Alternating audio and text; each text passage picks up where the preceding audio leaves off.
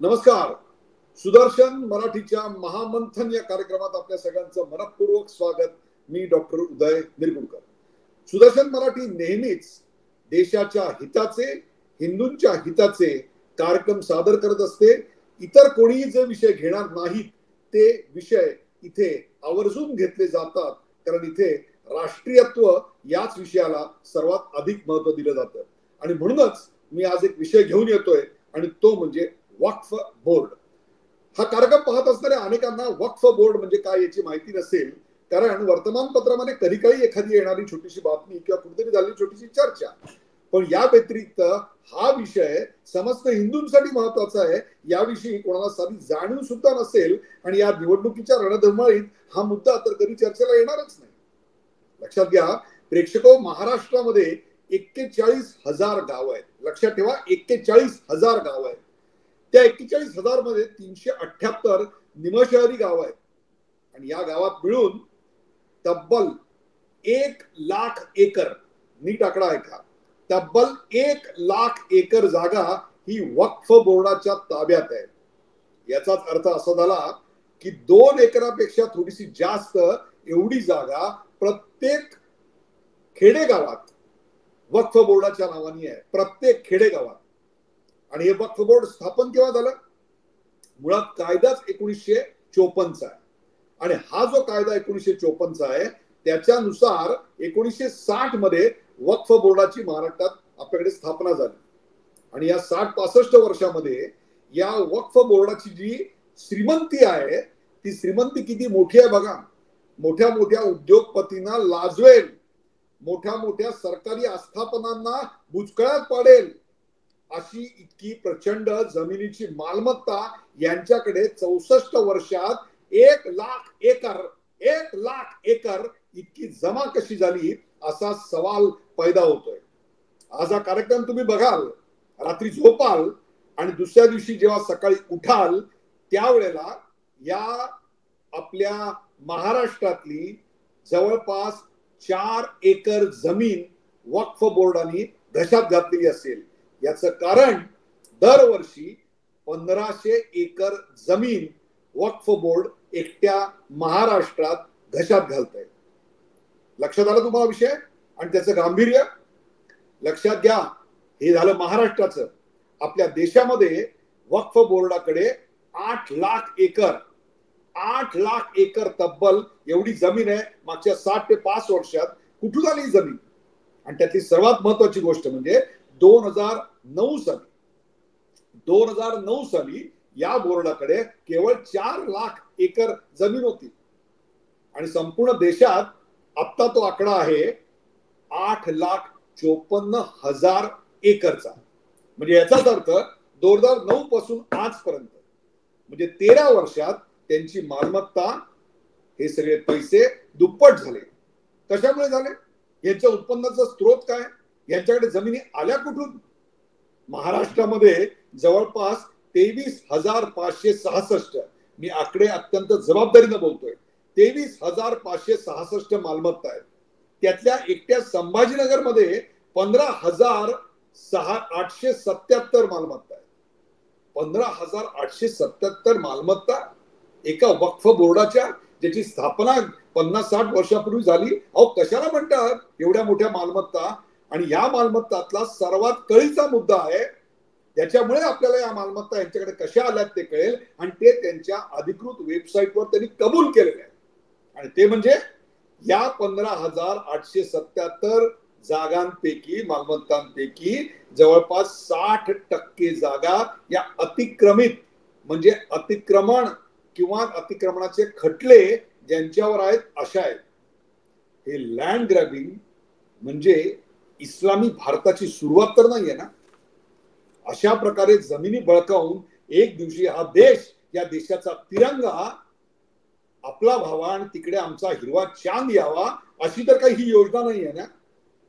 मग सवाल निर्माण होतोय, या आक्रमणावर प्रशासन शांत का? या आक्रमणाबद्दल आजचे राजकीय पक्ष निवडणुकीच्या रणधुमाळीत बोलत का नाहीये? या अतिक्रमणाला मदत कोणी केली? या अतिक्रमणाच्या विरुद्ध जे जे लढले त्या लढ्याचं पुढे काय झालं? या अतिक्रमणातून नेमका फायदा कोणाचा, कोणत्या वर्गाचा होणार आहे? आणि सर्वात महत्वाचं, या जागांचा वापर नेमका कशासाठी केला जाणार आहे?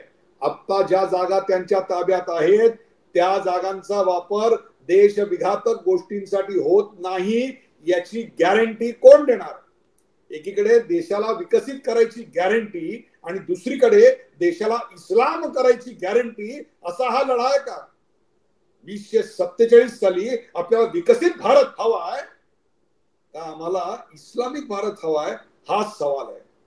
या जागांचा वापर नेमका कशा करता होतोय आणि वक्फ ऍक्ट नुसार या जागा यांच्याकडे कशा आल्या, या सगळ्याचं मूळ शोधलंच पाहिजे. ते मूळ शोधायचं तसं सोपं आहे.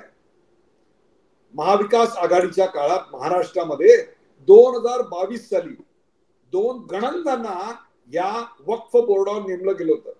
हे 2 गणंग आहेत, मोहम्मद अरशद खान, नाव मी लक्षात ठेवा, मोहम्मद अरशद खान आणि मुदस्सिर लांबे. मोहम्मद अरशद खान आणि मुदस्सिर लांबे या दोघांचा पूर्व इतिहास काय आहे? त्यांचा सर्वात जवळचा साथीदार किंवा ते ज्यांच्यासाठी काम करतात तो दुबईमध्ये लपलेला किंवा पाकिस्तानात असलेला भारतातला मोस्ट वॉन्टेड दहशतवादी कशावरून नाही? त्यांचे नेमके काय संबंध आहेत? आता ही माणसं आहेत कुठे? त्यांच्यावर मागे फरारीचा शिक्का लागलेला होता, त्याबद्दल कोण काय बोलणार आहे? त्यांना पाठीशी कोण घालतंय? हे सगळे प्रश्न आज या निमित्ताने निर्माण होत आहेत. बरं, हे फक्त संभाजीनगरमध्ये घडतंय का? अजिबात नाही. ज्याचं नव्यानं नामकरण झालं असा अहमदनगर म्हणजेच आत्ताचा अहिल्यानगर, तिथे आपल्या कानिफनाथांची गुहा आहे. कानिफनाथांना आमच्या अध्यात्मामध्ये, आमच्या परंपरेमध्ये प्रचंड असं स्थान आहे. त्यांना मानणारा महाराष्ट्राच्या कानाकोपऱ्यात पसरलेला वर्ग आहे. आणि या कानिफनाथाची गुहा आणि त्याच्या बाजूची 40 एकर जागा ही आता पिराचा दर्गा म्हणून कब्जात घेतली जाते. तीच गोष्ट कोल्हापूरची. कोल्हापूरला शाहू महाराजांनी स्थापित केलेला मोहम्मदीन एज्युकेशन ट्रस्ट, त्याची 3,500 कोटीची मालमत्ता, त्या मालमत्तेवर आता वक्फ बोर्डाने दावा ठोकलाय. आमच्या शाहू महाराजांची जमीन, त्यांच्या कष्टाची, या जनतेची, रयतेची जमीन हे वक्फ बोर्ड आता घशात घालणार यात शंका नाहीये. संभाजीनगर ते जालना रस्ता, तुम्हाला किती उदाहरणं देऊ मी? संभाजीनगर ते जालना रस्ता याच्यावर एक अतिशय मोक्याची प्रॉपर्टी आहे. ती मोक्याची प्रॉपर्टी क्लेम करण्याकरता वक्फ बोर्डाने 2014 मध्ये नोटीस पाठवली आणि आज 2024 मध्ये ती जागा त्यांच्या नावावर होईल अशी आता चिन्ह आहे. मग यात काँग्रेसचे जे कॉर्पोरेटर आहेत त्या कॉर्पोरेटरनी नेमकी काय भूमिका घेतली? त्यातले जे मुस्लिम धर्मीय कॉर्पोरेटर आहेत त्यांनी नेमकी काय भूमिका घेतली हे देखील या निमित्तानं समोर येणं गरजेचं आहे. महाराष्ट्र सरकारने 2018 साली ज्यावेळेला देवेंद्र फडणवीस यांच्या नेतृत्वाखालचं सरकार होतं तेव्हा त्यांनी मोठं सर्वेक्षण केलं होतं आणि त्या सर्वेक्षणात एकट्या पुणे आणि परभणीमध्ये, एकट्या फक्त पुणे आणि परभणीमध्ये जवळपास 1700 वक्फ मालमत्ता त्यांना सापडल्या. नव्याने ओळखलेल्या मालमत्ता आणखी पुढे आल्या. म्हणजे पूर्वी कधीही त्या जागेवर वक्फ बोर्डाचा किंवा त्या धर्मियांचा कुठलाही उल्लेख नाही, पण अशा 1189 या पुण्यामध्ये आणि जवळपास 153 परभणीमध्ये, म्हणजेच एकूण 1336 हेक्टर जागा. कशाला म्हणतात हेक्टर जागा? इथे इंचासाठी आणि स्क्वेअर फुटासाठी आयुष्यभर घाम घालणारे आपण आणि आपल्या बापजाद्यांची, आपल्या देशाची ही भूमी वक्फ बोर्ड असं सहज घशात घालतंय आणि आजचे राजकारणी त्यावर गप्प आहेत. कशा करता हे सगळं? कशा करता? आणि हे फक्त पुणे, परभणी, संभाजीनगर, जालनामध्ये होते असं नाही. मालेगावला तेच आहे, सोलापूरला तेच आहे. एवढंच काय तर आमच्या वनवासी जमिनी, त्या वनवासी जमिनींवर आता यांचा डोळा आहे आणि त्यावर सुद्धा हे हक्क सांगून राहिले. त्याच्या पलीकडे जाऊन मी तुम्हाला सांगतो, अत्यंत गंभीर महत्वाची गोष्ट म्हणजे हा घाला फक्त तुमच्या मालमत्तेवरचा नाहीये, हा घाला आहे तो तुमच्या धर्मावरचा. प्रत्येक मंदिराच्या जवळपास एक मशीद असली पाहिजे असा काही इथे नियम किंवा बाबासाहेब आंबेडकरांनी लिहिलेल्या पवित्र अशा घटनामध्ये लिहिलेलं आहे का? संविधानात लिहिलेलं आहे? मग प्रत्येक हायवेच्या बाजूला अत्यंत मोक्याच्या जागी रोड टच अशा मजारी, दर्गे, मशिदी कशा काय उभ्या राहिल्या? मंदिरांच्या प्रत्येक मंदिराच्या बाजूला एक एक मशीद आहेच. हेच ते वक्फ बोर्डाचं काम. माझी आज मागणी आहे, बघा तुम्हाला पटते का?